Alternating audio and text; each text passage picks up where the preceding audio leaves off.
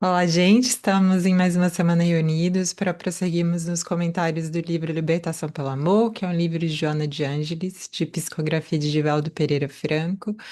Hoje vamos continuar no capítulo de número 13, falando sobre o trabalhador voluntário. Agora, numa segunda parte, ele fala o seguinte: se já pode sentir o hálito do amor do Cristo nos teus sentimentos, transformam em serviço ao teu próximo de maneira voluntária. Não esperes recompensa de qualquer natureza, porque és tu aquele que pretende ajudar e não receber socorro.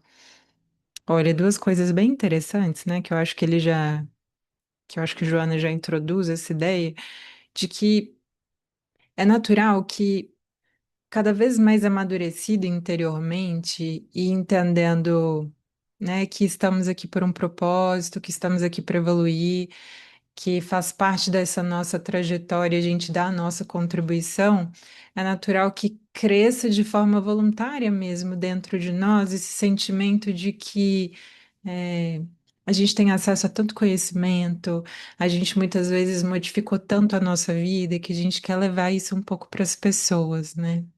Então é natural quase que vá crescendo dentro de nós essa vontade de se doar mesmo para a vida e para os outros seres humanos. Então, consequentemente, o trabalho voluntário vai surgindo como uma consequência mesmo do nosso amadurecimento espiritual.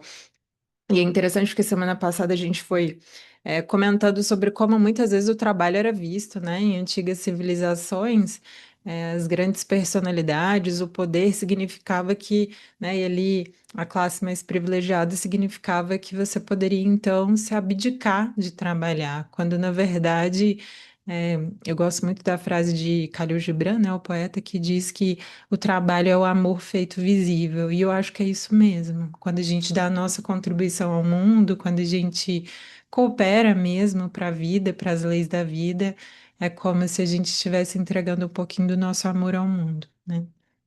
Então não é visto como um fardo, como um peso, como algo para as classes menos privilegiadas, mas como uma oportunidade bonita de dar nossa contribuição de fato, sabe? De contribuir de forma verdadeira com a vida e com os seres, né? E aí é interessante que ela fala assim, né? Olha, se você está disposto a se doar, você tem que estar muito ciente disso, de não querer retribuição. E é verdade, né? Porque muitas vezes não só a gente não receberá elogios, como muitas vezes as críticas serão muito grandes, né? A gente vê aí uma vida de Valdo, uma vida de Chico. E que é isso, né? Muitas vezes não só não foram reconhecidos, como muitas vezes foram perseguidos mesmo, foram desvalorizados, foram criticados, né? De forma ampla e aberta, passaram por muitas calúnias, então é compreender isso também, né? É natural que o bem, quando é executado, permeie de felicidade aquele que o pratica. No entanto, o objetivo não é negociar com a ação fraternal, esperando benefícios e resultados maiores do que os esforços empregados. Então, é dizer como se fosse isso, né? Olha, que a sua intenção ao se doar, ao fazer qualquer tipo de trabalho voluntário, onde quer que seja, que a sua intenção profunda não seja de querer algo em troca da vida. E ela faz uma ressalva bonita, que é no sentido de, olha, isso vai existir, né? Da lei da vida, que quando a gente doa, a gente receba também, mas que não seja essa a nossa intenção. Então, eu acho que sobremaneira pensar muito, que eu acho que poucas vezes a gente faz isso de forma consciente, é por que que eu faço o que eu faço? Quais são as intenções por detrás dos trabalhos voluntários que eu executo, né? Da forma como eu enxergo a vida, quais são as intenções por detrás de tudo aquilo que eu faço? E a gente muitas vezes vai ter surpresas mesmo, né? Ao adentrar de forma mais profunda essas nossas razões. Então, cada vez mais se perquirir. Por que que eu faço isso? Por que que eu me disponho a ir num domingo? Por que que eu me disponho a ir num sábado? Num dia que muitas vezes para mim seria de descanso? Por que que eu me disponho a isso, né? A tua é uma doação valiosa quando direcionada à vinha do Pai. Servir é honra que te enriquece de vida e de responsabilidade, amadurecendo os teus sentimentos e enobrecendo interiormente. É bonito. Quando a gente passa a se doar, a servir sem querer nada em troca, né? E a gente vai vendo que a gente ainda tem muito a amadurecer nesse sentido, né? Mas a gente vai percebendo isso, que a gente vai sendo modificado, sabe? Até a ajuda espiritual. É como se ela precisasse nos encontrar em serviço para que a gente se fizesse mais então visível, como se energeticamente, de algum modo, também a gente pudesse se elevar para poder sentir a vida, sentir realmente o ser e sentir realmente as vibrações mais elevadas. Então é bonito porque nesse trabalho ao outro, o quanto a gente não se transforma, o quanto a gente não se enxerga, o quanto a gente não se percebe, né? Então é muito bonito também isso. É um dos modos incríveis da gente colocar em prática essas nossas virtudes, né? Porque, afinal de contas, também é convivendo com o outro, com as dificuldades que surgem ali no serviço, que a gente vai percebendo tudo isso, né? Existem aqueles que desejam trabalhar voluntariamente, porém impondo condições, paixões, comportamentos. Não são doadores, mas aproveitadores de ocasião para auto-beneficiar-se. Então, de novo, as intenções, né? Será que eu não quero fama, eu não quero destaque, eu não quero ser bem visto, eu não quero ser reconhecido como bonzinho, né? Ou algo desse sentido, como alguém valoroso, porque faço algum trabalho voluntário, né? E é isso, quando você se dispõe a trabalhar, que você não fica escolhendo qual função, no que você é melhor, é, olha, a trabalho, né? E isso também é bonito, assim a gente se permitir que a vida nos encontre e encontre os serviços mais adequados para nós, né? Desejam servir realmente, mas desestruturados psicologicamente, portadores de comportamentos irregulares, logo chegam ao campo de ação e pretendem receber homenagens, serem destacados, encontrarem espaço para a vanglória pessoal, servindo-se da situação para o próprio e não para o bem-estar dos outros. Então, novamente, acho que o estudo de hoje foca muito em quais são as intenções por detrás daquilo que a gente faz, né? Então, muitas vezes, se é uma pessoa que está buscando alguma valorização, algum reconhecimento, em não acontecendo isso, né, é muito natural que essa pessoa saia. É muito natural que, em passando pelas desilusões, e, gente, próprias de toda e qualquer atividade, né? A gente, se as nossas intenções não foram as melhores possíveis, não forem aquelas mais adequadas ao bem comum, muito difícil permanecer em qualquer trabalho que seja.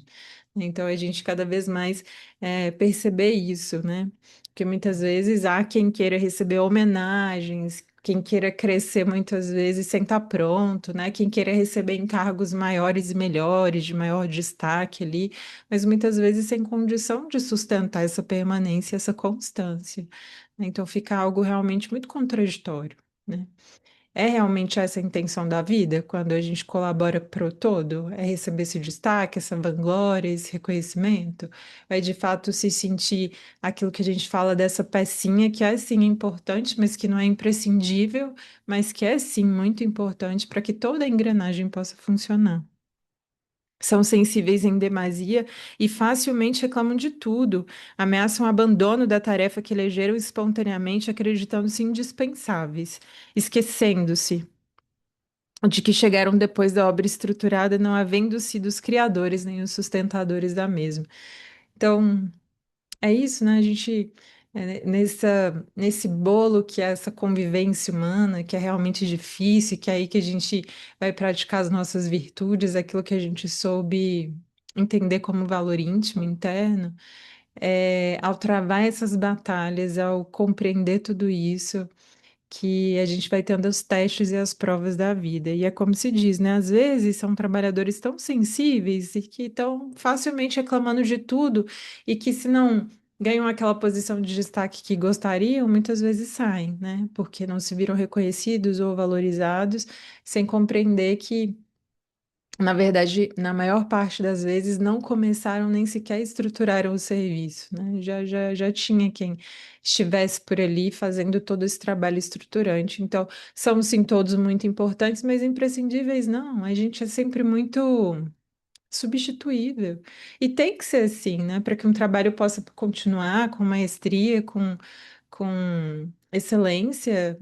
Há tantas pessoas que podem fazer da mesma forma, não como nós, mas de formas, inclusive, muitas vezes melhores, né? Impõem sem palavras a retribuição ao seu trabalho, tornando-se membros enredados em comentários infelizes, em maledicências. Ao invés de apagar o incêndio do mal que encontram, colocam mais combustível na fogueira e dizem que o lugar não é conforme pensavam, nem que as pessoas que ele mourejam são o que demonstravam.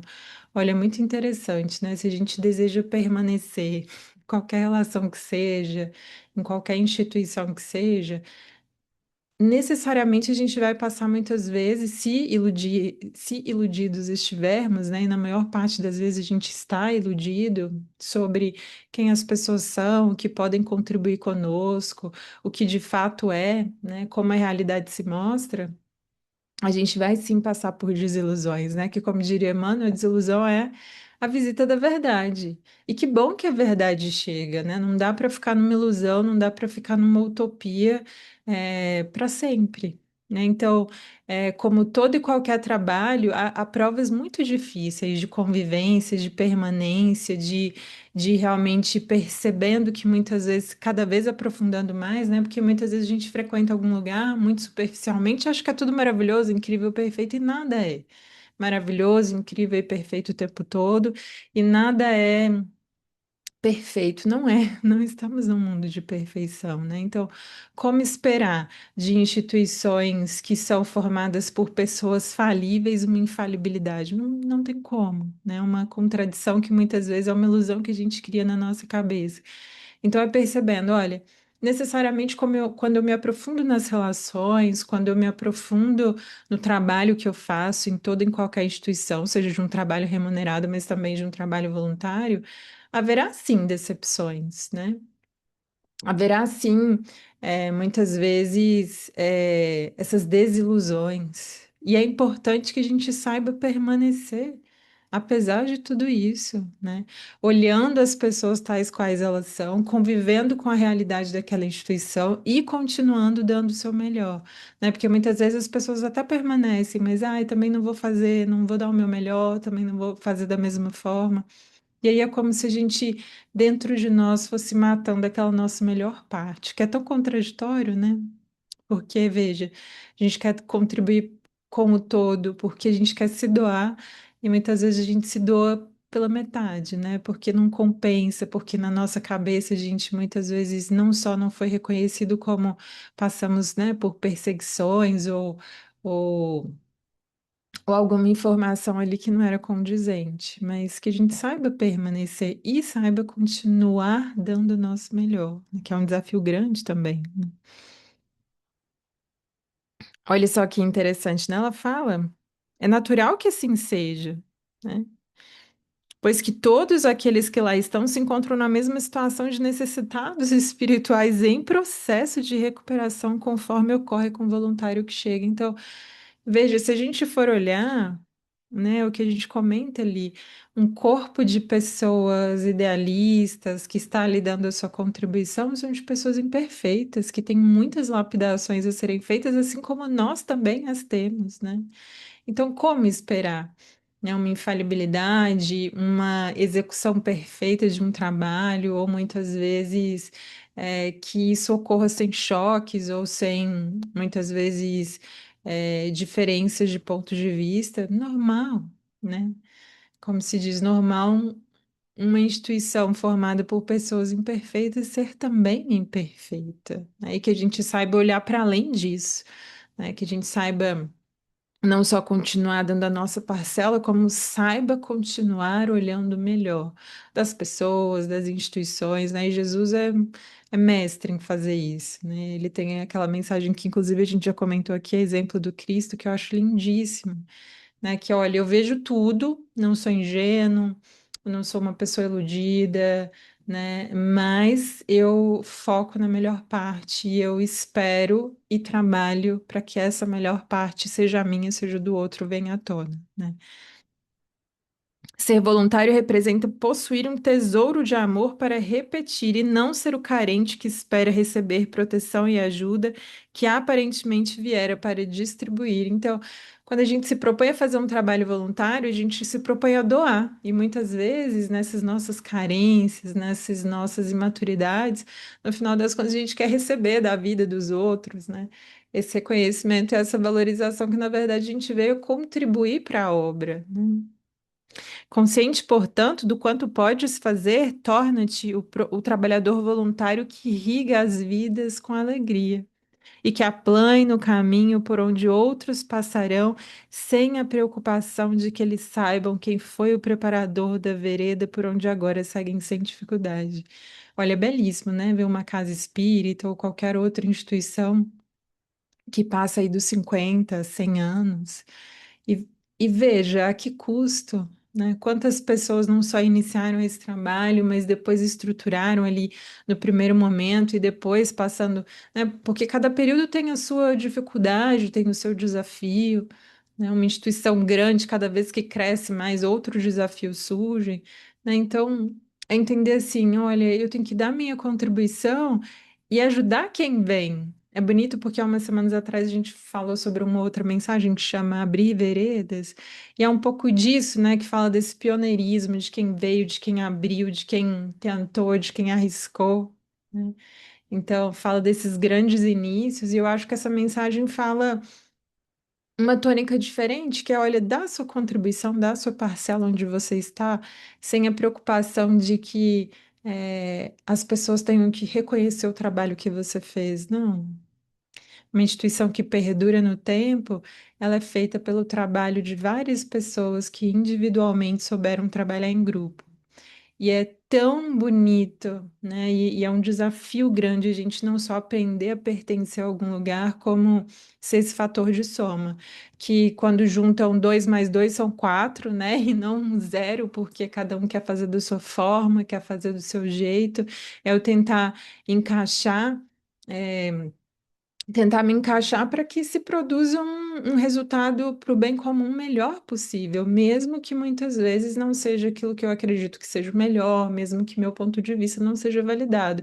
Então, isso de você ser uma pecinha na engrenagem, isso é muito bonito, porque é uma arte também de você saber se entrosar no todo e de dar a sua contribuição de forma alegre, de forma espontânea, mesmo quando muitas vezes não só a gente é contrariado, como as coisas não saem como a gente gostaria ou as coisas não se encaminham da forma como a gente acredita que seja melhor, né? Trabalhador voluntário, consciente do significado daquilo que pode oferecer, é como uma gema preciosa que reluz ante a mais débil claridade, desvelando a sua beleza interior. Quando chega, produz empatia, quando parte, deixa vazios emocionais. E é lindo, né? Não sei se vocês já perceberam isso, quando uma pessoa de fato ela trabalha com o coração, ela faz tanta falta, né? Eu conheço alguns casos assim de, nossa, faltou um dia, fez uma falta gigantesca, não porque, inclusive, queira ser importante, não, mas é porque é tão cuidadoso, é tão amoroso com tudo e com todos, que é como se deixasse mesmo essa pegadinha na vida das pessoas, né? Essa pegada no coração das pessoas. Então faz falta mesmo, e que a gente possa ser cada vez mais isso, né? Esse amor puro que se doa. E que, por ser assim, faz então mesmo uma grande falta, né? Torna-se a alma do trabalho porque este é o seu alento de vida. O maior exemplo de trabalhador voluntário temos em Jesus, que somente se dedicou a todos, sem qualquer pedido de retribuição. Prometendo o reino dos céus, modificou as paisagens da terra. Trabalhando sem cessar, confirmou que também o Pai até hoje trabalha. Então, muitas vezes a gente vê isso de se pregar o paraíso, né? Ou muitas vezes a passagem como um lugar de descanso, e não, né? É entender que a gente vai contribuir e cada vez mais, né? Fazer ali a comparação de Jesus, que, pelo contrário, cada vez mais responsável que é, mais evoluído que é, o seu âmbito de ação, o seu trabalho é muito maior. Então, consequentemente, tanto o nível de responsabilidade quanto a quantidade também vai aumentando com o tempo, né? Normal que assim seja. É normal numa empresa remunerada, imagina para contribuir para a humanidade mesmo, né? terapia abençoada, o trabalho é mensageiro de recursos emocionais, psíquicos e orgânicos que restauram o bem-estar do ser humano e impulsionam-no ao crescimento interior, ao desenvolvimento de valores que dormem inatos, preparando para a libertação dos impositivos materiais quando chamado de retorno à vida. É isso, a gente vai tirando um pouco essa materialidade, né? Porque a gente vai desprendendo isso de que trabalho necessariamente tem que ser remunerado, né? Vai então vendo a vida sobre um ponto de vista mais espiritual mesmo. E somos seres espirituais encarnados na matéria, claro, necessitados do nosso trabalho material também, né?